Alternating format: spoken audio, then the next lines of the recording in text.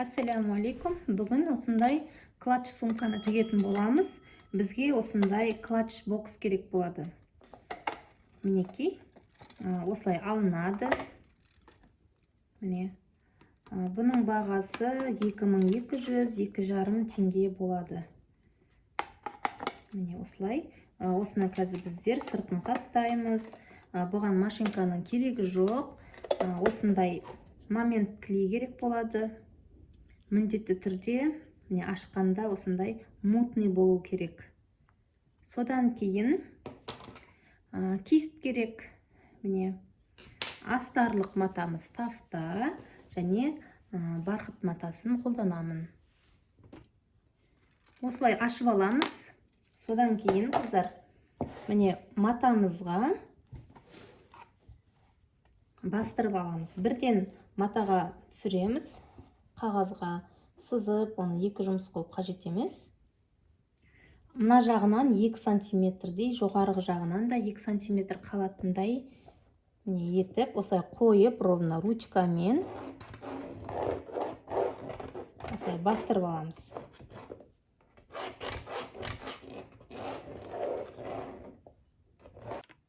Мінекей, бастырып алдым. Енді айналасынан 2 сантиметрдей, міне қапталына 2 сантиметр қалдырып отырып, қиып аламыз. Осыдан бізге 2 штук қажет болады.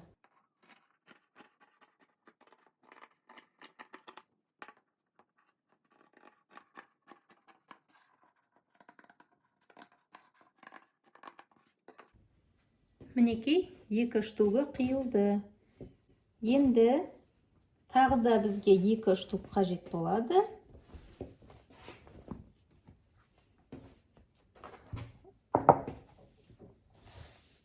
Оған қосымшаға бермейміз. Айналасына қосымшаға қалдырмай. Осылай бастырып аламыз.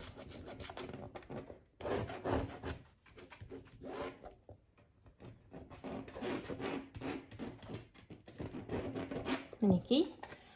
Осы сызғанымыздың үстінен қиып алам. Бұдан да 2 штук қажет болады.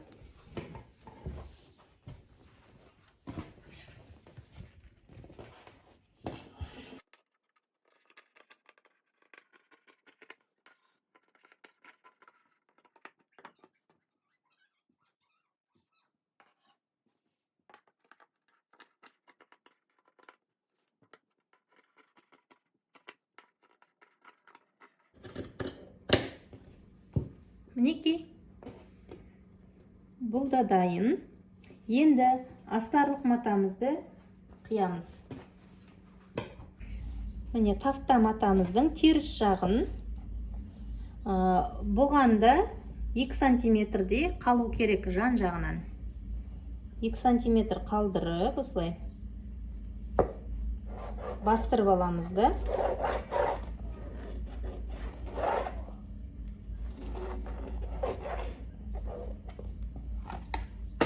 Екі штук қиятын боламыз.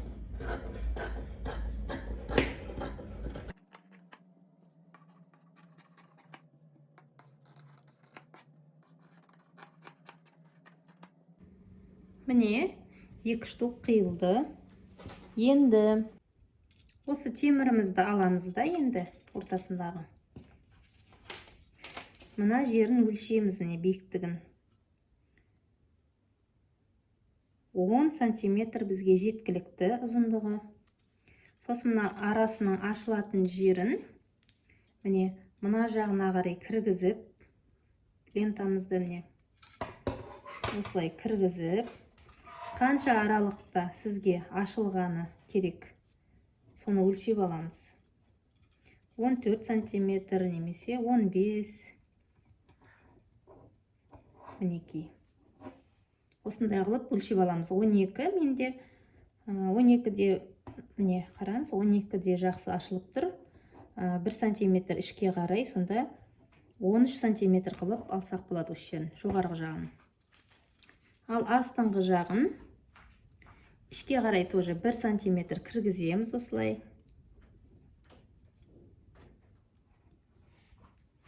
астыңғы жағын 5 сантиметр алсақ бізге жеткілікті. Енді осының қазір қалай сызылу керегін сіздерге көрсетемін. Мінекей қараңыз. Биіктігін 10 сантиметр қылып аламыз дедім, е?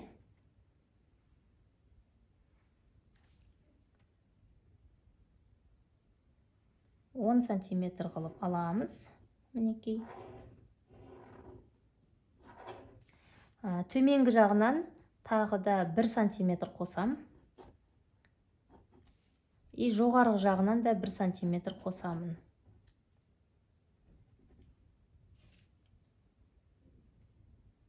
Мінекей. Ал жоғарғы жағын 14 қылам дедім, е мен? 13, 12 де нормально. Жарайды, 14 қылып алатын болсам, мына жағына 7, мына жағына 7. Етіп, осылай. Маған сыймай қалды. Мен сондықтан 12 қылып аламын. Дұрыс есептемей қойыппын мен немді, қағазымды. 12 қылып алып жатырмын. 12 қылып алсаңыздар да болады, 13, 14 қылып алсаңыздар да болады.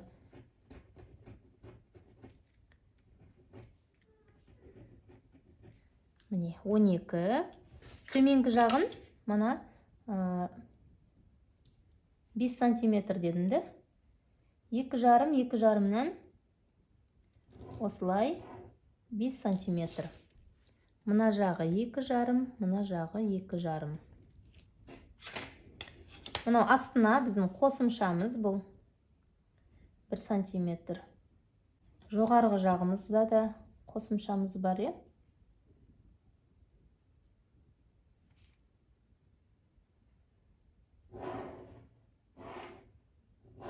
Міне.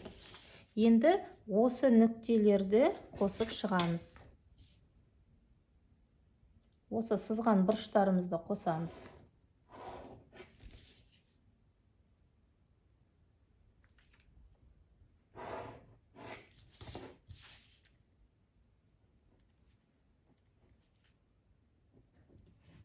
Осыны қиып аламыз.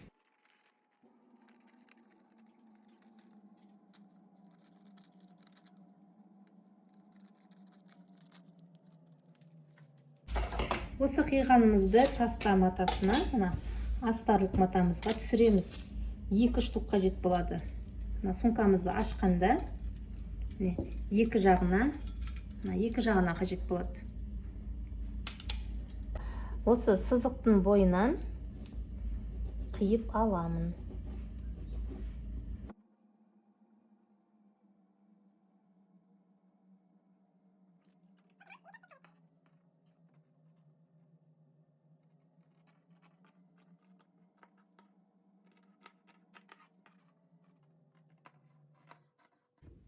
Бізге керек маталарымыздың бәрі қиылды.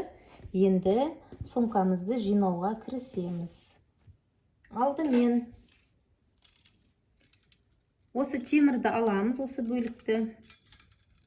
Мінекей. Осы жағына мына бөлігімізді жабыстыру қажетпіз. Ол үшін бірінші теріс жағынан осылай кішкене осылай 2 рет қайырып, осы жерін жабыстырып аламыз. Машинкамен тіксеңіздер де болады, бірақ мен жабыстыратын боламын клеймен.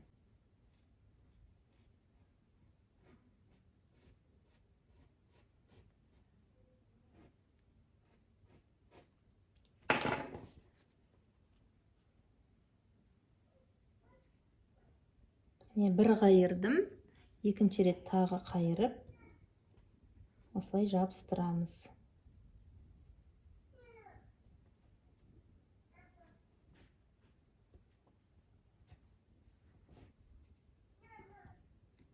Әбден жабысқанша кішкене ұстай тұрыңыз. Мынандай қайшымен үстінен былай бастырсаңыз да болады.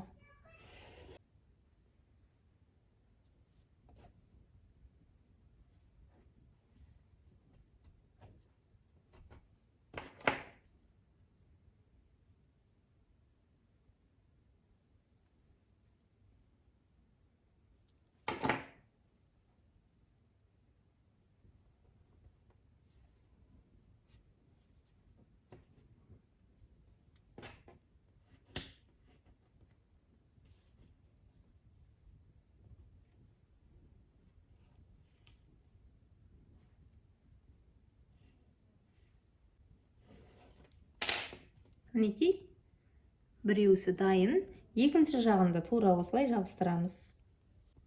Қыздар, енді темірімізді аламыз. Міне мынау жоғарғы жағы ашылатын. Мына бөлігімізді жабыстыру керекпіз. Шатастырып алмаңыздар. Мынау таза жағы ішкі бетінде осылай қалуы керек. Міне осылай тұрған кезде мына бөлігін біздер мына қабырғасына, темірдің ішкі бетіне жабыстырамыз. Аздан клейді құямыз. Өте аз құйыңыздар. Если көп болып кетсе, осылай кесікпен жан-жағына жағып аласыздар.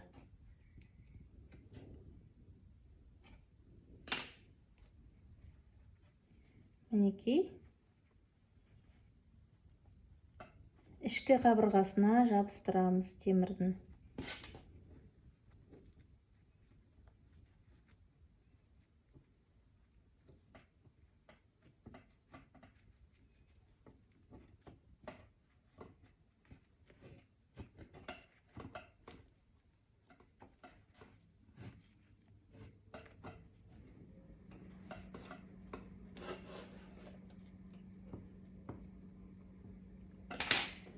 Содан кейін мына жағына аударып,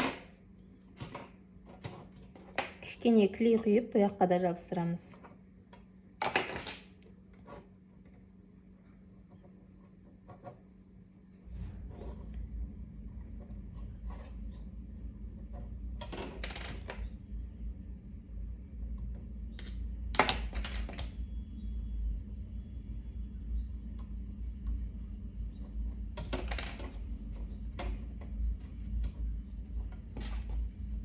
Мына ішкі бетіне жабыстырып жатырмын. Мына ортасы ашық болу керек, ашық қалу керек мына жер. Бергі бетіне жабыстырамыз.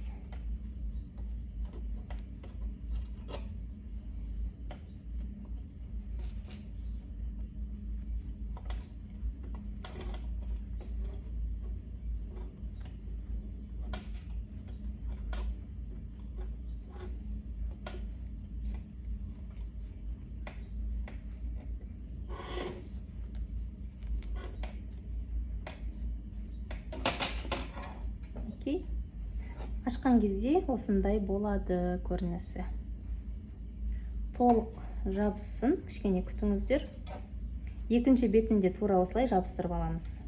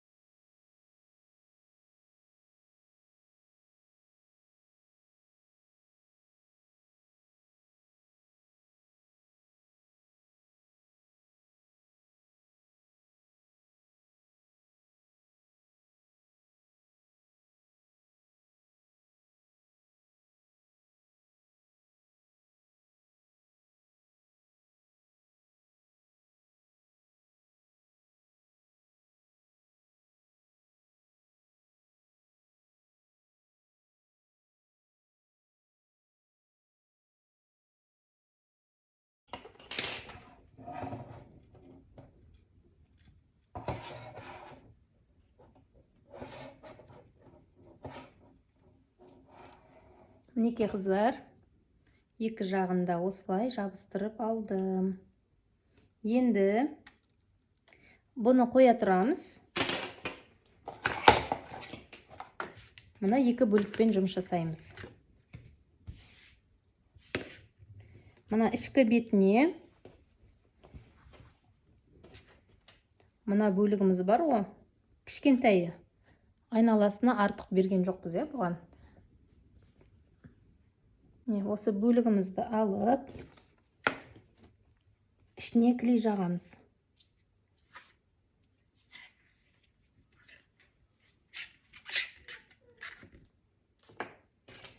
Көп жағылып кетсе, осылай кистпен жан-жағына жағып алыңыздар. Мен аз жағып жатырмын, шамалы клейімді қорқып тұрмын, жетпей қалама деп аз қалыпты. Сіздер енді осылай жағып, молырақ, сосын осылай кистпен жан-жағына жағып тастасаңыздар болады. Осы біреуісін алып, ішіне жабыстырып аламыз. Мінекей, осылай жабыстырып аламыз. Содан кейін, сыртына клейімізді жағып, осылай.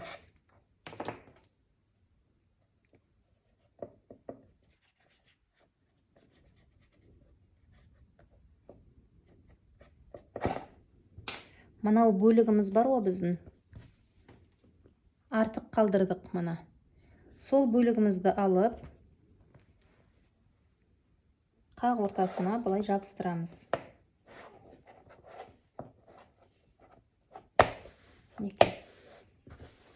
Осылай жақсылап жабыстырып аламыз. Артық жағын осылай жан-жағына тартып жабыстырамыз. Ол үшін бір қапталынан бастап клейді жағамыз.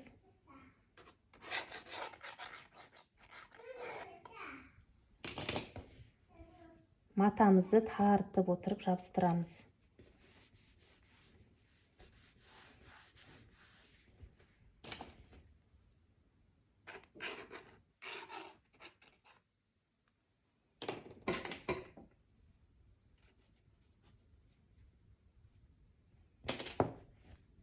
Мінекей.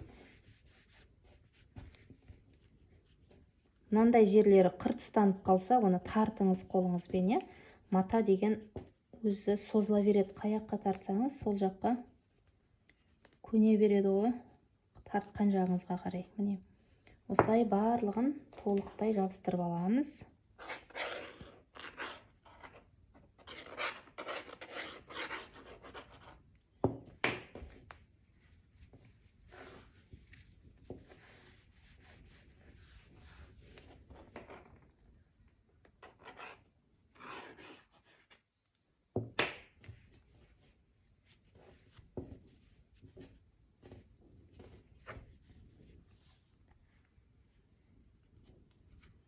Тегіс қылып жабыстырыңыздар.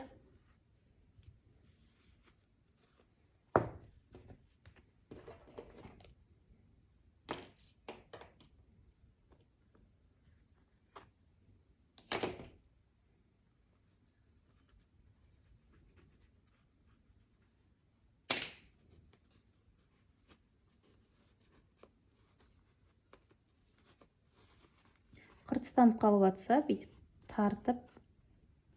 тартып келтіресіздер. Барлығы жақсы жабысу керек. Мынандай қалып қойған жерлері болса, мұқият қараңыздар.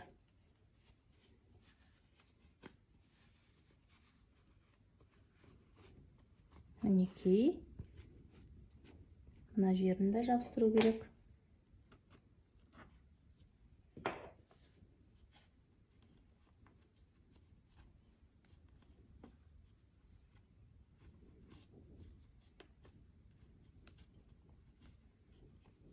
Міне, жабыстырып алдым. Енді мына артылып тұрған маталарды қиып тастаймын.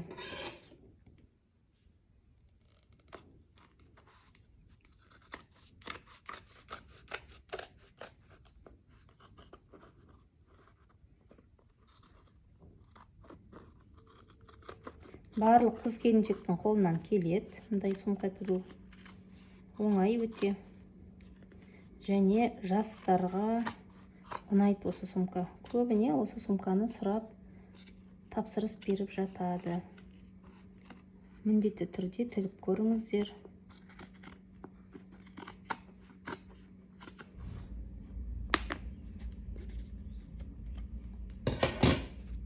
Міне осылай артық жерінің бәрін қиып тастаймыз. Жабыспай қалған жерлері болса тағы бір қарап жабыстырып жібереміз. Тура осылай мынаны да жабыстырамыз. Дәл осылай. Міне қыздар, екеуіне де осылай жабыстырып алдым. Мінекей. Енді осы ішкі бетіне мына астарлық матамызды осылай жабыстырамыз. Тек қана осы жиегіне ғана міне жұқалап клейді жағамыз. Содан кейін жабыстырамыз. Астына жақпаймыз клейді. Клейді тек қана осы ашық жері бар жиегіне жұқалап қана жағамыз. Міне. Егер маталарыңыз үлкен болып кетіп жатса, мына матаны қию керек кішкене.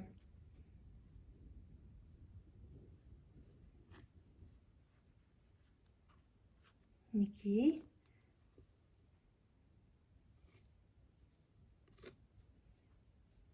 Осылай жиегіне ғана жағамыз.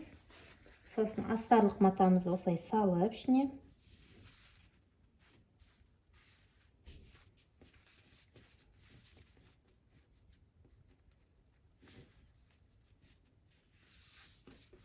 Осылай жан-жағын тек жабыстырып шығамыз қолымызбен.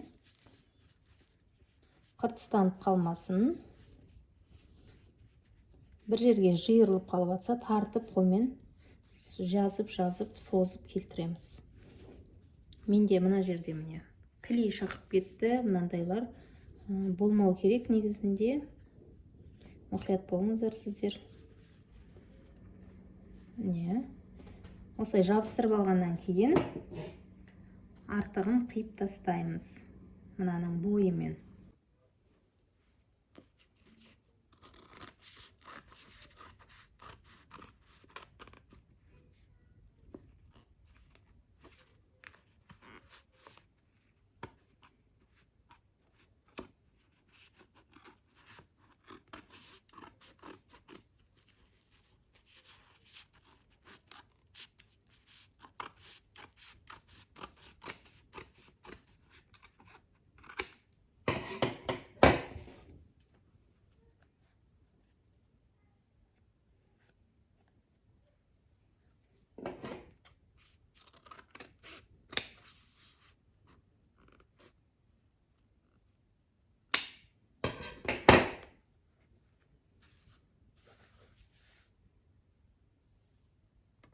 Қыздар, мінекей екі жағында жабыстырып алдым. Енді осы бөлігімізді аламыз. Содан кейін міне ашық жерлер бар, көріп тұрсыздар. Осы жерге клейді құям, жұқалап, сосын ана бөліктерімізді осыған орналастырамыз. Ақырындап, жайлап кіргізетін боламыз. Мынау барқыт матасы осындай өзім мусорды жинайды енді. Сосын болғасын тазалап аламыз.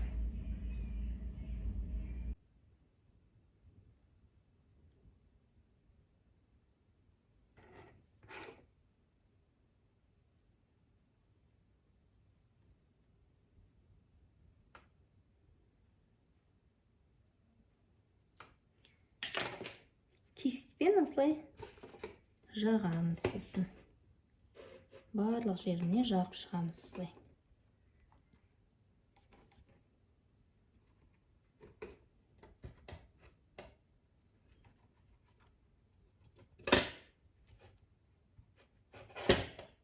Мінекей, енді осы жерге бүйтіп жайлап ақырындап отырғызамыз.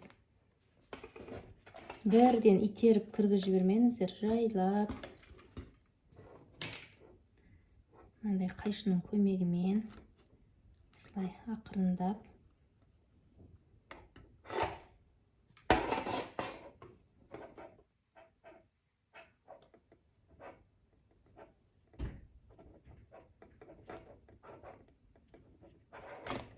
ішкі бетінде қарап қоямыз. Маталарымыз шығып жатқан жоқ па, таза ма?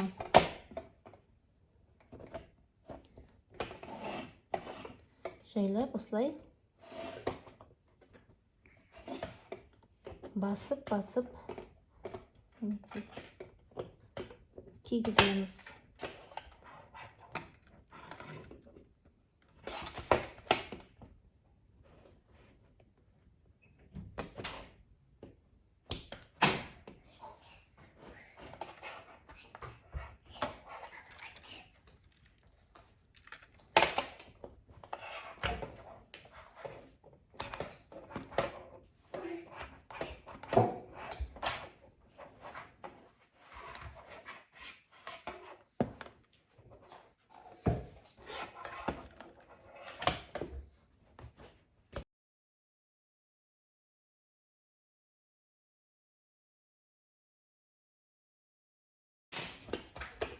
Мінекей қыздар, осылай кигізіп алдым.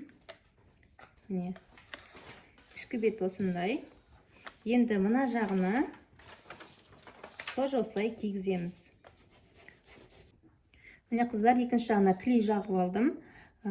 Мына астыңғы жағына, төменгі табанына өзінің мынандай қыртыс бар, міне, соны кигіземіз.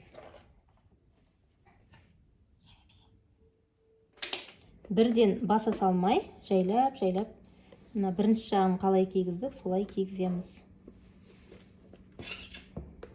Жақсылап клейленсе, мынандай нелер шықпайды негізінде. Мен клейім жетпей қалады деп, экономдаймын деп, міне осындайлар шығып жатыр. Клейім жетті.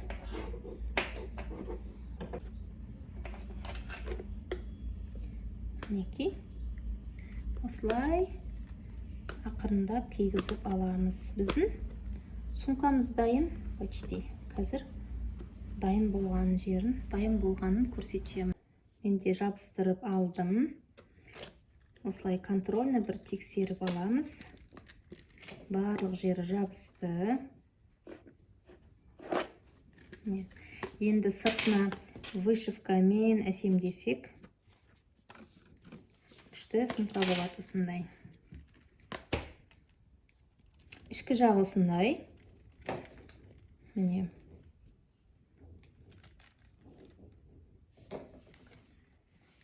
Мына жерінде міне цеп ілетін жері бар. Осылай. Көбіне жастар қызығады осы сумкаға. Сумкамыз дайын осымен.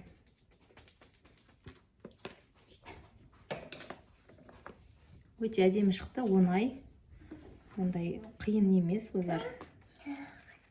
Тігіп көріңіздер. Міндетті түрде сіздерден